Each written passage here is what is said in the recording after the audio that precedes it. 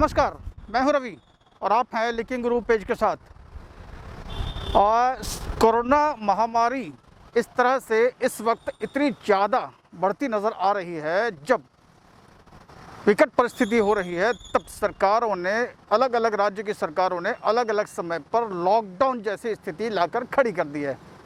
जहां उड़ीसा की बात करें तो आज 5 मई से लेकर अगले 14 दिनों तक यानी 19 मई तक लगातार लॉकडाउन जैसी सिचुएशन होगी। हम देख सकते हैं यहाँ पर चारों तरफ चाक चौबंद लोग खड़े हैं और यहाँ पर गाड़ियों के आवाजाही जैसी स्थिति भी बिल्कुल यूँ कहें कि हम ना के बराबर होगी।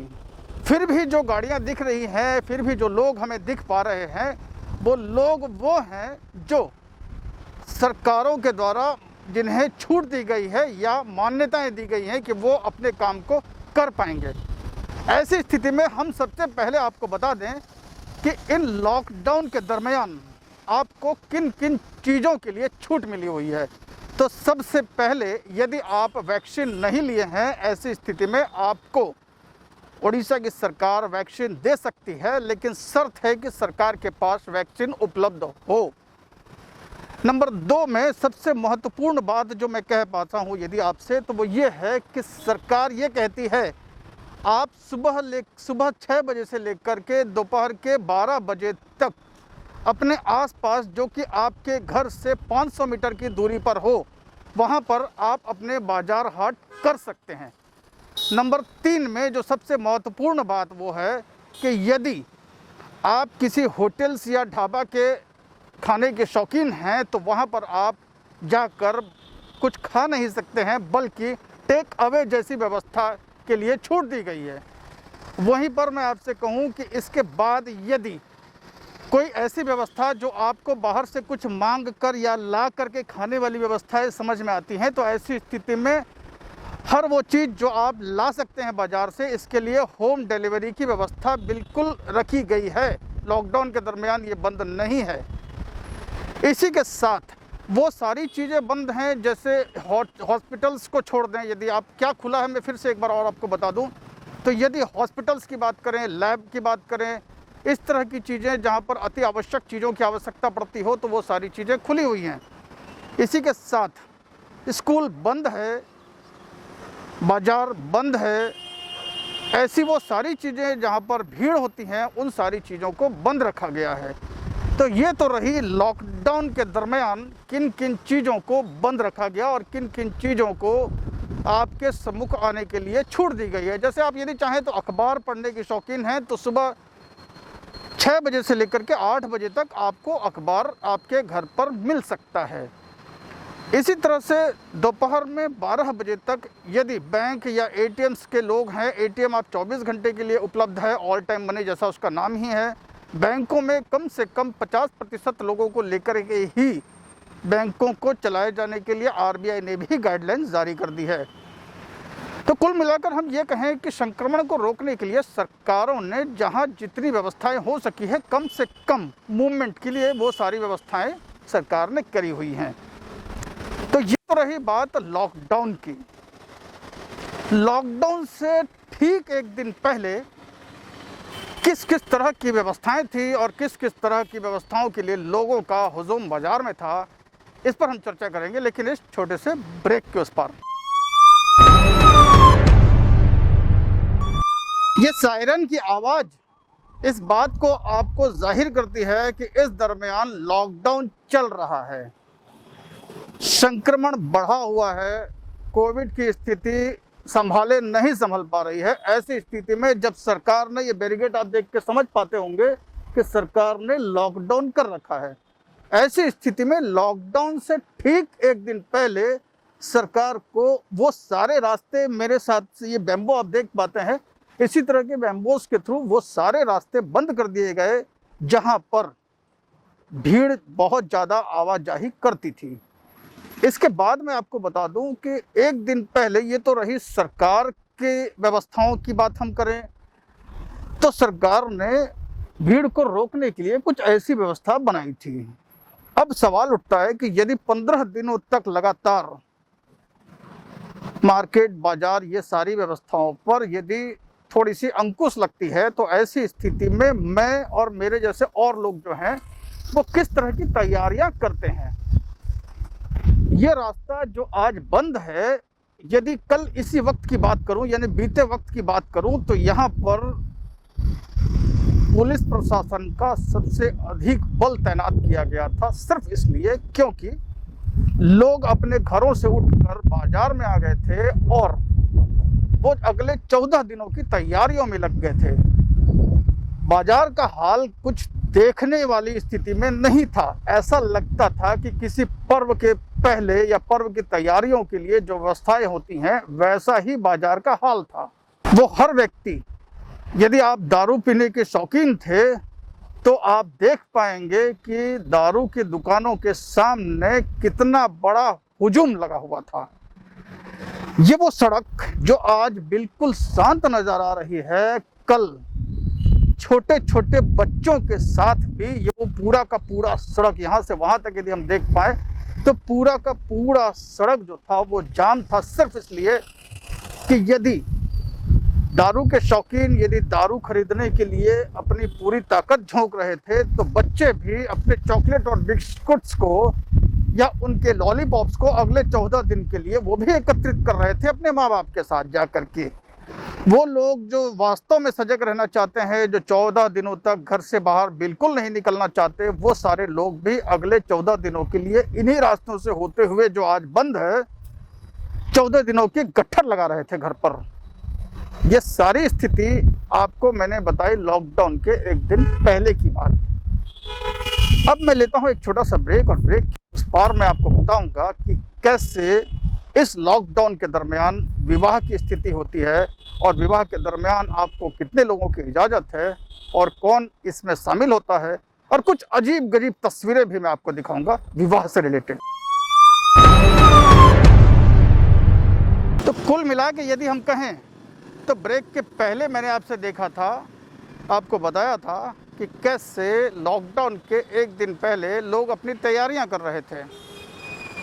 अब मैं आपसे ये कहूं कि देश भर में जब लॉकडाउन लगा हुआ होता है, ऐसी स्थिति में विवाहों की कैसी तैयारियां लोग करते हैं और विवाह के लिए किन किन चीज़ों का उन्हें सामना करना पड़ता है।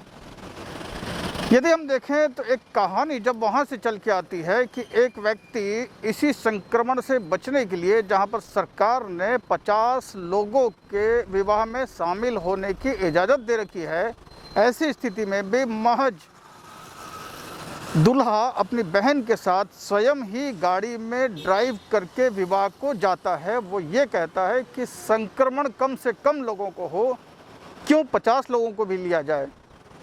वास्तव में ये चेतना की बात है, ये लोगों को सचेत होने की बात है वास्तव में।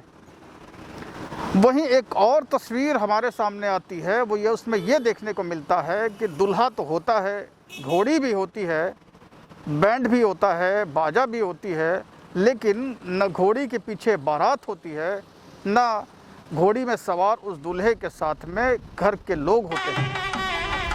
ऐसी तस्वीर भी आपको और हमें सचेत करती है, ऐसी तस्वीर भी आपको और हमें इस बात का संकेत देती है कि वास्तव में ये माहौल कितना ज़्यादा सचेत होने वाली बात है, कितना ज़्यादा चिंताजनक है। ये उन लोगों के लिए प्रेरणादायक भी है जो लोग 50 से अधिक संख्या में कहीं कहीं पर ये ऐसी व्यवस्थाएं भी देखी गई हैं जहां पर 50 से अधिक लोग भी शामिल हो जाते हैं। उनके लिए पीछे की ये दो तस्वीर वास्तव में प्रेरणादायक हो सकती है। एक और कहानी में यदि आपसे कहूं तो एक यहाँ दक्षिण की तरफ से देखने को मिला, पंडित भी होता है, दुल्हन भी होती है, दूल्हा भी होता है, लेकिन ये सारे के सारे ऑनलाइन होते हैं। ये था ऑनलाइन विवाह उस दरमियान जब कोविड की लॉकडाउन चल रही थी, महामारी का सीजन था, और इस दरमियान इस तरह के विवाह भी जो हैं मैं कहूँगा कि प्रेरणादायक हैं। तो ये रही, सबसे पहले मैंने आपको बता दिया कि लॉकडाउन में क्या खुला है, क्या बंद है। फिर मैंने आपको ये भी बताया कि इसके पहले कैसे सरकार और आम लोग कैसी तैयारियां कर रहे थे।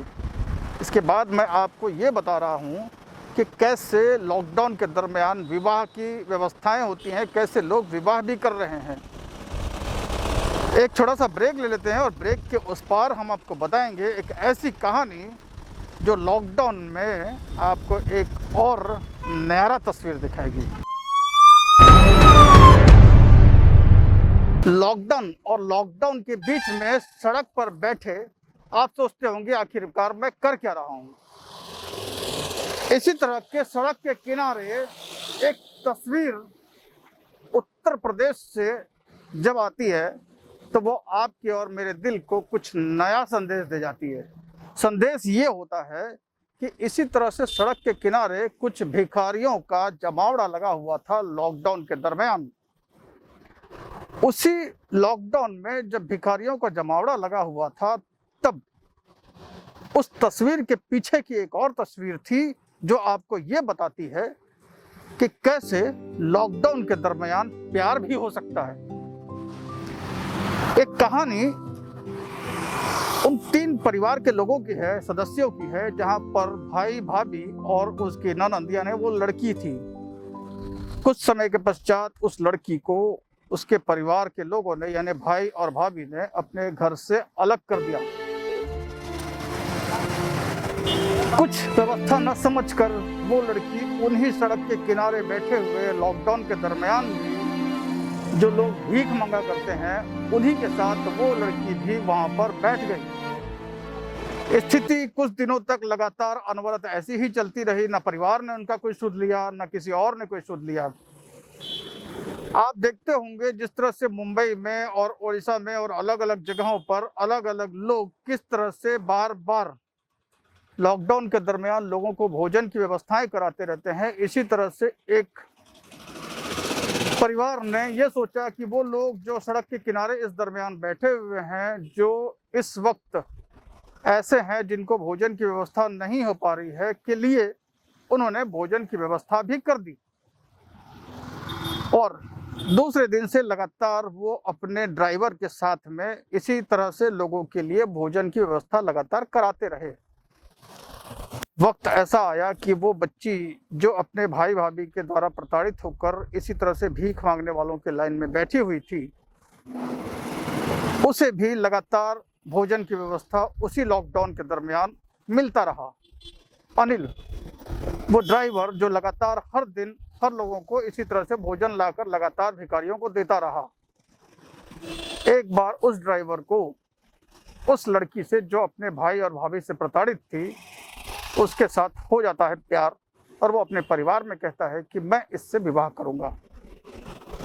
बदला हुआ नाम हम बता रहे हैं आपको, कोमल जो लड़की है, उस लड़की ने भी अंततः उस प्यार को स्वीकार किया और लॉकडाउन में जो एक परिवार बिखर चुका था, भाई और भाभी के द्वारा प्रताड़ित हो चुकी थी और रास्ते पर भीख मांगने की स्थिति में आ गई थी, उस बच्ची को यानी बदले हुए नाम के साथ उस कोमल को बदले हुए नाम के साथ उस ड्राइवर यानी अनिल के साथ विवाह करा दिया जाता है और अब बड़ी शांति से एक नए जीवन को वो यापन कर रहे हैं।